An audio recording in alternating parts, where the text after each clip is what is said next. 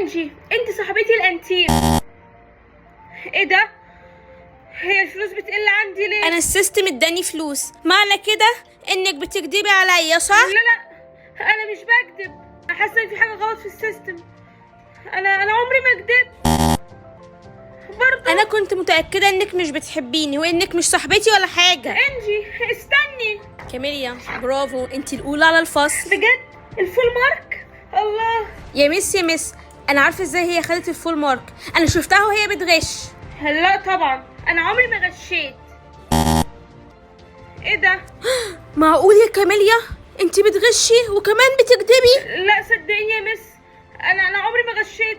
انا كنت مذاكره كويس جدا. لا في حاجه غلط، انا مش بكدب والسيستم كل شويه يقلل لي الفلوس. هو ايه اللي بيحصل ده؟ كاميليا للاسف انت متحوله للتحقيق. انا بجد عمري ما كدبت. كاميليا، انا عارفه ليه بيحصل لك كده والسيستم بيطلعك كدابه. بجد؟ عايزه تعرفي السبب؟ طب ليه؟ قولي لي بسرعه.